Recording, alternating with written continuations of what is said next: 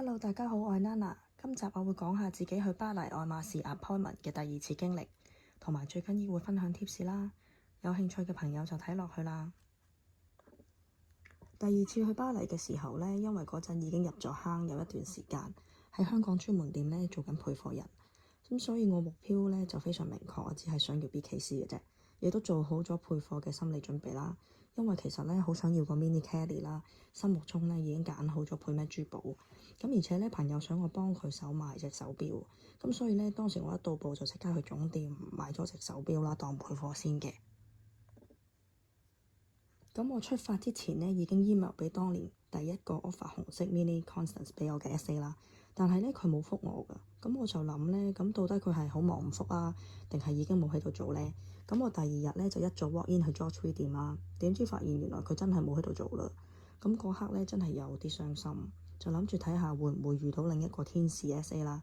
咁跟住呢，接待我嘅係一個亞洲面孔嘅男 SA 啦，我就即刻睇一條Kelly 半鑽嘅手鏈啦，就問佢：咦，如果我買呢條鏈呢，會唔會有機會買到 mini Kelly 呢？咁樣咁跟住佢就即刻話冇㗎，你一定要有 appointment 先得㗎，你要上網預約咁樣啦。咁因為呢，我之前上網睇到有啲人講呢，其實就算冇 appointment 都可以直接配貨拎到㗎嘛。咁我就諗住試試佢啦，點知原來都係唔得嘅。咁於是呢，我就跌埋心水，諗住網上抽 appointment 啦。因為今次個 trip 呢留成13日，所以其實好多時間呢俾我慢慢抽啊。咁當時佢個 appointment 系統呢已經轉咗玩法㗎啦，係3間店呢都可以上網做預約嘅。你上網填表嘅時候呢，係可以揀任何一間啦，又或者填你冇要求邊間啦。咁等個系統呢幫你決定俾邊間你嘅。咁我當時就冒險啦，淨係揀咗總店，因為我覺得呢總店嘅 BKC 機會會大好多。同埋咧，我網上見到啲姊妹分享呢，有啲就話其實拎到BKC 咧都係要配貨，咁所以我心目中就諗啦，如果配條 Constant 全鑽頸鏈會唔會容易啲拎到呢？咁因為配比呢，其實點都低過香港好多，所以我就諗住必要時我就配條頸鏈咁樣嘅。咁之後隔咗2日呢，我就中咗籤啦。不過我個 appointment 時間呢就麻麻地啊，係3點幾。咁因為之前上網聽人講呢，通常越早個 appointment 就越着數，好似朝早10點幾11點嗰啲呢，因為越早呢就會越多袋嘅。咁於是我朋友教我呢，扮晒嘢一早入去，就話自己晏晝有嘢做唔得閒，睇下可唔可以改早啲個 appointment。咁於是我就聽佢話啦，咁我就同隊友一早衝入去總店啦。咁我呢就喺 appointment 時間嘅前半個鐘呢早咗入去，就睇咗條 Constant 嘅全鑽頸鏈 hold 咗話要嘅。咁我就同佢講話完咗 appointment 我會一齊俾錢。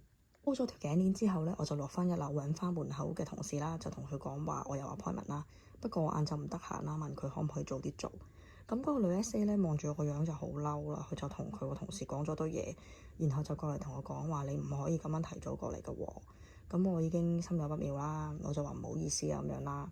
之後佢勁晦氣咁叫咗我上2樓度坐啦。咁一坐低呢，我諗住扮下嘢同佢傾下偈啦，打好啲關係啦。點知佢一句得埋嚟就話 Just tell me what bags you want 咁樣啦，就完全唔想聽我講嘢。咁我都知冇行噶啦。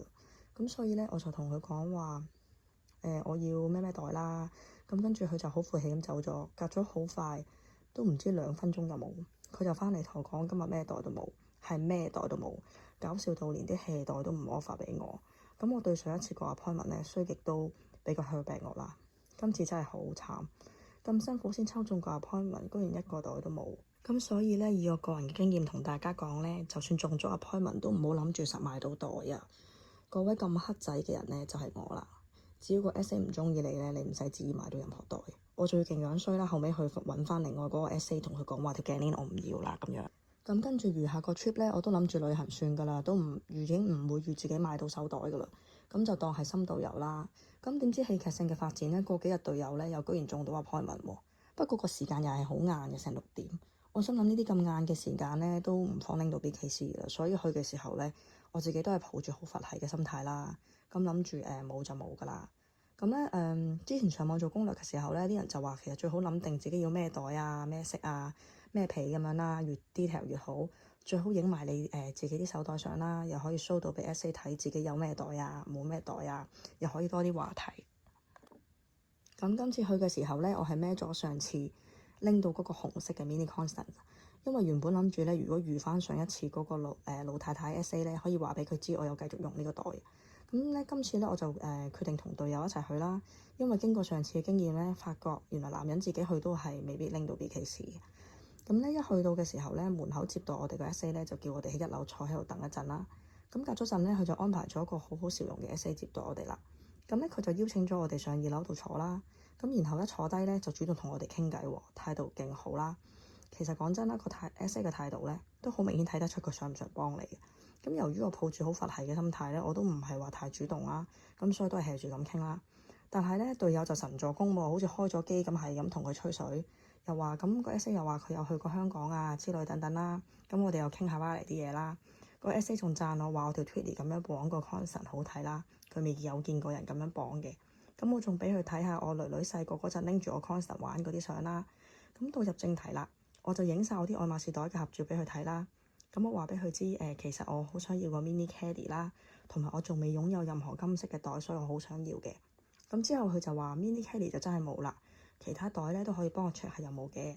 咁我當時同佢講話，我想要Birkin 或者 caddy 25啦，mini caddy 1、2袋都得啦，或者 mini Constance 啦。雖然我已經有2個 mini Constance，但係因為都好好用，所以我都可以要多個啦。咁跟住咧，佢就叫我哋等陣佢去 check 下。咁隔咗20分鐘左右啦，佢就拎住個盒翻嚟喎，然之後就叫我哋入去小黑屋啦。咁就係呢個袋啦。咁而家就同大家 unbox 呢個袋啦。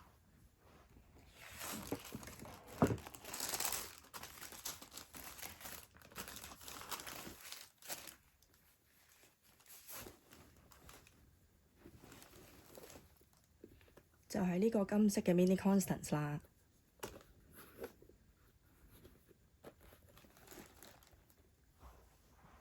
就係咁啦，我就拎到我人生第一個金色嘅袋啦，同埋第3個嘅 mini Constance 啦。仲要呢3個袋咧都係一樣嘅皮，係 Epsom 皮嚟嘅。不過咧，好彩我自己都好中意呢個皮嘅，所以我就好 OK 啦。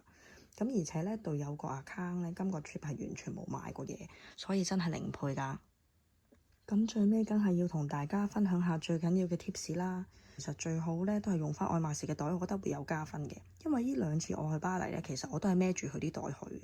咁同埋咧，建議大家着翻乾淨整齊啦。咁最好化翻少少妝啦，感覺上就會尊重翻啦。咁咧，同埋我就會影低自己有咩手袋啦。咁或者你有啲咩袋想要啊？咁同埋自己做下功課，記熟下啲皮啊，同埋顏色啊。咁傾偈嘅時候咧，你會 show 到俾 SA 睇咧，你係好中意佢呢個牌子嘅。咁同埋態度要有禮貌啦。我就會同 SA 打招呼講 Bonjour 咁樣啦。同埋咧，老土啲講咧，我覺得運氣都係最重要嘅。遇到一個好 SA 咧，比起咩都更加緊要。當然自己最緊要都做下功課，俾啲心機落力吹下水啦。咁另外咧，提提大家咧，預防被偷嘢啊，因為巴黎偷嘢真係好嚴重啊。咁雖然咧佢係愛馬仕會俾啲白色嘅紙袋你啦，但係其實啲賊仔都會知道係愛馬仕嘅袋嚟嘅。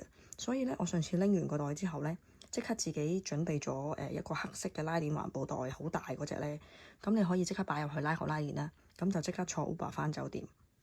咁咧今次我嘅巴黎分享咧就嚟到呢度啦。希望大家都買到心目中嘅 dream bag 啦。我哋下次見，拜拜。